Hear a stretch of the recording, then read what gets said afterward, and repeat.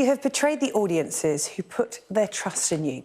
The words of the BBC today, as Huw Edwards was sentenced to a 6-month suspended jail sentence for accessing dozens of indecent images of children. Edwards was sent the images from a convicted paedophile over WhatsApp with one of the children aged between just 7 and 9 years old. The disgraced broadcaster has avoided prison, with the judge saying he did not believe Edwards posed a risk to children and that there was a realistic prospect of rehabilitation. Our crime correspondent Martin Brunt has our first report tonight. He arrived at court with an overnight bag. There was a chance the best-known and now disgraced TV news presenter would be leaving here in a prison van. He seemed to stare defiantly at the cameras and reporters. Some of them were his colleagues not so long ago.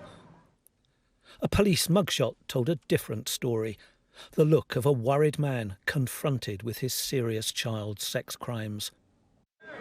The court was told Edwards paid hundreds of pounds to a young paedophile who sent him indecent images of children, some the most serious Category A.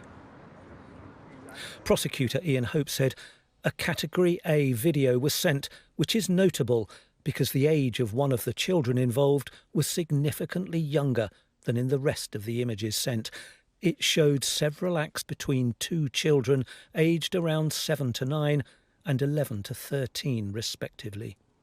Good evening. Boris Johnson has unveiled his so-called... Edwards was already suspended by the BBC, but on full pay, by the time police found 41 indecent images on his phone's WhatsApp. He told a probation officer his crimes arose from a fixation on online sex chat, his poor mental health, use of alcohol and a failing personal relationship. Almost always, if not always, these cases are committed to the Crown Court for sentence, and a sexual harm prevention order is imposed to restrict the way people use internet-enabled devices. This hasn't happened in this case. It must be different for some other reason, hopefully other than the fact that he is the celebrity that he is. The court heard that Edwards hadn't created the images, but had opened and viewed them. His barrister, Huw Edwards Case, said he recognises the repugnant nature and the hurt done to those who appear in the images, and for his part in that, he apologises sincerely and makes clear he has the utmost regret. The judge told Huw Edwards his reputation was in tatters, and that, he said, like the loss of his career and the financial damage he'd suffered, was a natural consequence of his behaviour, which he'd brought on himself. The BBC said it was appalled at his crimes. Edwards had betrayed the corporation and the trust of his audience. He left court a free man. He must have been relieved it wasn't a prison van waiting for him, but he can't expect doors to be held open for him much longer.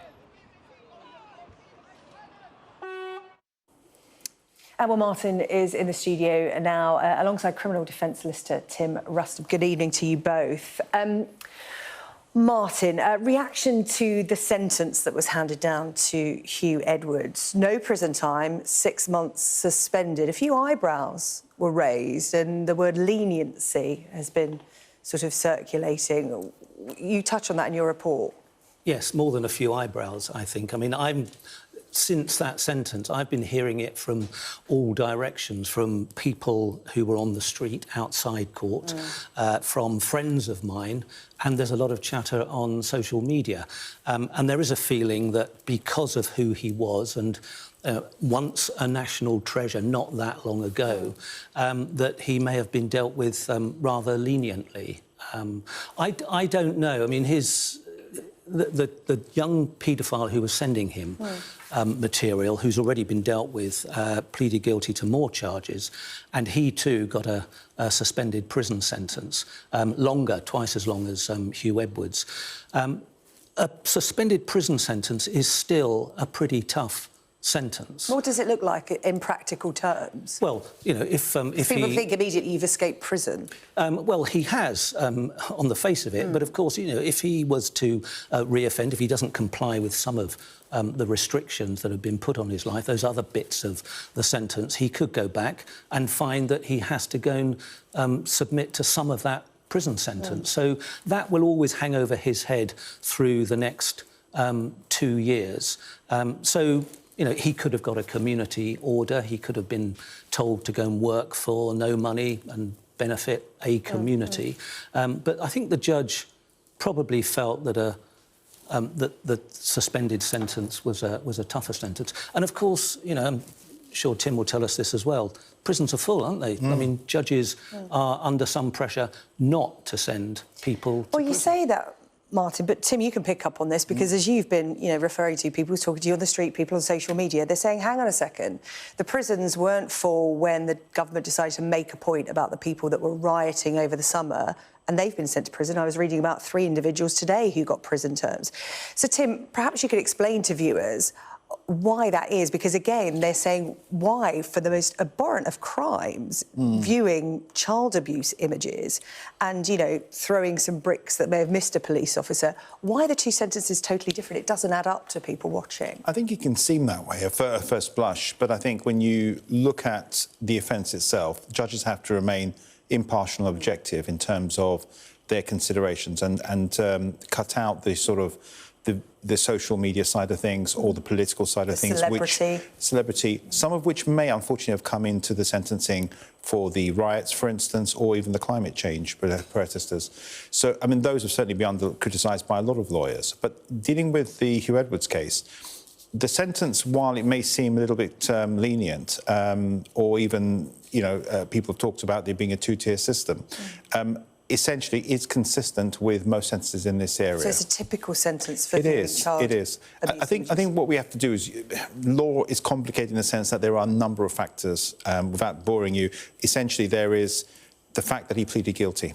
He will be entitled to 1/3 of any sentence for the fact that he pleaded guilty at the first opportunity, avoiding putting anybody through a court case. The prosecution won't have to present that. Equally, there was a lot of personal mitigation. He has lost, as Martin said, his life will not be the same. He has lost his career, he's lost his reputation. He will be on the sex offenders register for 7 years, with all the requirements that requires. He has to attend a sexual prevention programme, which will be laid out by probation. So this is not the end of it, and that sentence it hangs over his head.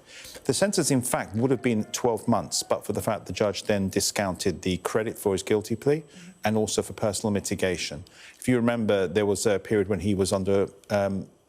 he was depressed quite extensively. His wife talked about that today, didn't we, Martin? The fact that he's been in a mental health facility.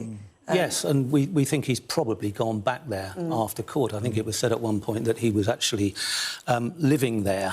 And it was also said in court that one of the first things he said when he was arrested, that he told those arresting him that he had a recent history of depression and mental health problems. I mean, I thought what was really interesting was that the judge... And one of the things that people have said to me is that the judge seemed overly sympathetic towards Huw Edwards. The judge decided in his sentencing comments that he posed no risk to children, yet both the prosecution, who'd said he posed a medium risk, and the defence, even the defence, said he posed a low risk. But the judge decided that he posed no risk. I think essentially it's a manageable risk. I think that's the way they looked at it. But clearly he had the expectation of a possible immediate custodial sentence, prison sentence, because if you see the videos, he goes in with his bag. So he's clearly prepared for going to prison, but the judge had decided to suspend it. And that's pretty consistent with what's coming out of the government now. Prisons are full and nobody wants to see somebody going to prison for a short period of time. Tim, I just want to ask you something that Martin picked up on in his report. This was in a magistrate's court, not a Crown court, and a lot of people have pointed that out, that, you know, a crime of this nature normally goes to Crown court. It's not normally heard in a magistrate's court, where we know that they can only give out lesser sentences. Up to a year, is it, magistrate's court? That's right, up to a year. So a lot of people say, hang on a second, why didn't this go to Crown court? It's a good question. Essentially, though, if you look at the sentencing guidelines, which is essentially the legislation and the guidance that lawyers and judges are given, this is a sentence, Martin touched on it, as low as 26 weeks community order, right up to 3 years in prison. So the judges decided that this fits the criteria for up to a year, and therefore it's accepted jurisdiction and kept the case in the magistrates' court. Some people have frowned at that, but it is, again, consistent with these type of cases. I think the point to bear in mind is he received images. I think the way it's been described is slightly misleading. He doesn't actually make any images. He's actually received them. But he possessed and he viewed them. That's right, but that is, for instance, had he distributed images or even at the extreme scale made images, this would be a very different situation and he will almost certainly have gone to prison. OK, well, listening to all of what you've had to say, Tim, because you've explained the legal aspect of this, because, you know, this is an emotional subject for many people, the nature of this crime, and somebody who has been seen in the UK as one of the most respected and trusted broadcasters. I want to bring in, from Cambridge, Dan Sexton, who's the Chief Technical Officer at the Internet Watch Foundation. Dan, I know you were listening to what Tim had to say closely there, because there has been eyebrows raised, upset, anger, whatever you want to call it, at the fact that this was a 6-month suspended jail term, not a prison term. What have you made of the sentencing of Huw Edwards today? Well, any sentencing, I would hope, should be, as the case of most sentencing, a deterrent from other people committing these crimes. Regardless of whether it is or not, my concern is, although the focus has been on the two people sharing the imagery, there's been very little discussion about the fact that it is a technology-facilitated crime. So what is the platform doing to prevent that happening again? What responsibilities does the platform have to stop their platform being used to commit these sorts of crimes against children? Because, Dan, we're not talking about the dark web here, are we? We're talking about WhatsApp, owned by Meta. We all know Meta, they own Facebook. And we all have WhatsApp on our phones. And, you know, this is shared so easily. I mean, you know, I lose count of the times I've sat in the studio and talked about police officers, for example, on WhatsApp groups sending awful imagery. You know, Martin knows these stories only too well. So that's the interesting point here, isn't it? That it's so easy to do. It's such an awful crime, and it's so easy to do. It is, and this is, if we get a combination of what appears to people believe is a lenient sentence that reduces that preventative, but you know, if there's no fear of doing it, the thing is, if there's no fear of being caught. So you're having this crime that's happening, it's in everyone's phone, it's very available there, you can commit this crime, you can share this imagery. If you're low risk of getting caught, there's low risk of stopping it, preventing it happening, and low punishment, you're creating that perfect circle that's only going to make this sort of thing happen again. It's going to happen again. And at the moment, I don't know what's stopping it happening right now on that platform with even the same imagery of those same victims that could be being circulated right now. Yeah, that's the point, isn't it? What have Meta said about this? Because WhatsApp, we know it's encrypted. There are data issues, personal data issues, security issues involved in this. But as you said, this seems to be going on quite readily.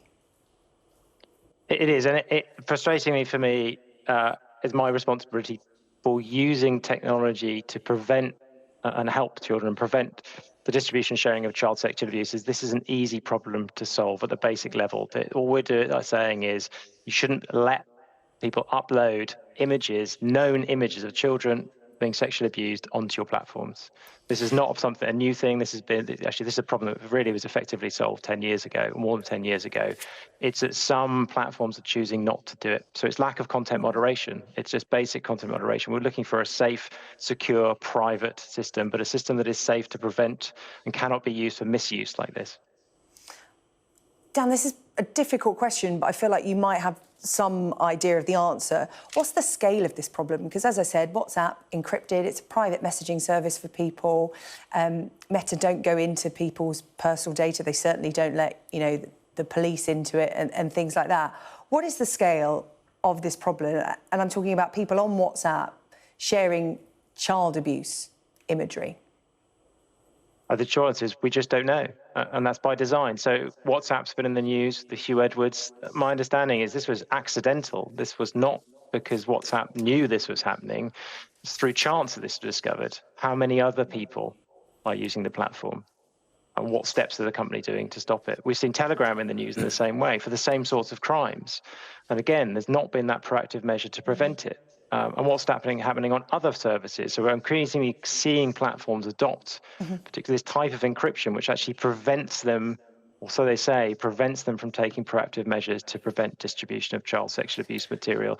Really what we're talking technologically is no different to stopping a virus or something. These are things that you expect from platforms, is to protect their users. And it's baffling, actually, that these things are not being deployed across all of these systems. It's a depressing picture. Tim, what kind of message did today send out to those who are affected by child abuse imagery? Because, yes, we can talk about Huw Edwards as much as we want, but those children, those images, that is a long-lasting effect. Their lives ruined. You know, Huw Edwards' life is ruined, yes, but these children...